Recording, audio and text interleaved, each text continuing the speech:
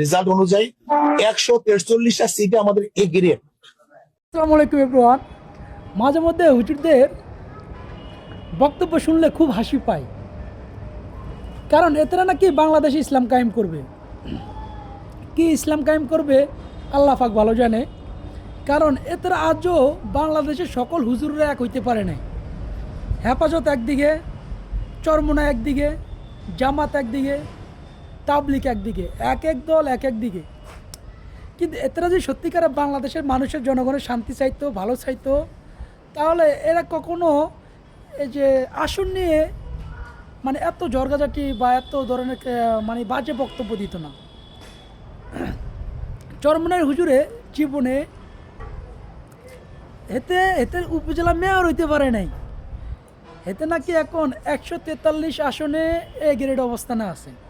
Result অনুযায়ী 143টা সিটে আমাদের এ গ্রেড, আমরা এই গ্রেডে আছি 143টা সিট 300-র মধ্যে। আওয়ামী লীগ আমলে একবার উপজেলা নির্বাচন করতে যায় মার খেয়ে থোতামোতা উল্টা লাইছে এই হুজুরের। এখন আবার 143 আসন চায়। মানে কি বলবেন, হুজুরকে ভিতরে হুজুরের নিজেরা ঠিক নাই। এতরা অমুক দলের দোষ দেয়, অমুক দলের দোষ দেয়, নিজেরাই ঠিক হইতে পারে না আজও। অন্যান্য দলের দোষ দেওয়া ঘুরে বেড়ায়।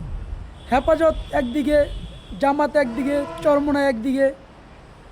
মানে কি বলবো, বলার ভাষা নাই। আপনারা যদি বাংলাদেশে ইসলাম কায়েম করতে চান সত্যিকারে, তাহলে সব দল এখন এক হয়ে কাজ করেন। বাংলার মানুষের যদি এতই ভালো চান, বাংলার সাধারণ নাগরিকের যদি এতই ভালো চান, তাহলে এক হইতে আপনাদের সমস্যা কোথায়? এক একজন এক এক লাইনে মন্তব্য করতেছেন। কেউ 300 আসন ছায়া বসে রয়েছেন, কেউ 143 আসন 150 আসন ছায়া বসে রয়েছেন, কেউ আবার 30টা ছায়া বসে রয়েছেন। মানে কি বলবো, মানে আপনারা যদি বাংলাদেশের জনগণের ভালো চাইতেন, তাহলে এই আসন নিয়ে ভাগাভাগি করতেন না। অমুক দলের দোষ দেন, অমুক দলের দোষ দেন। আসলেই তো আপনার নিজেরাই ঠিক নাই। চরমোনাই হুজুরকে আমি আবার বলতে চাই, আপনি জীবনে এমপি হইতে পারেন নাই, মেয়র হইতে পারেন নাই, আপনি এখন 143 আসনে গ্রেড আছেন। এটা আমি আমার কি বোকাচোদা বাঙালি মনে করছেন? হ্যাঁ, জনগণকে আপনাকে ভোট দিব মিয়া? জীবনে আপনি আসন ছাড়া অন্য কোনো ইয়াতে একজন চেয়ারম্যানও হয়েছে ভালোভাবে? বোকাচোদা বাঙালি মনে করেন আমার করে, তাই না? ভালো হয়ে যান। ইসলাম কায়েম করতে চাইলে অবশ্যই সব দল এক হয়ে কাজ করেন।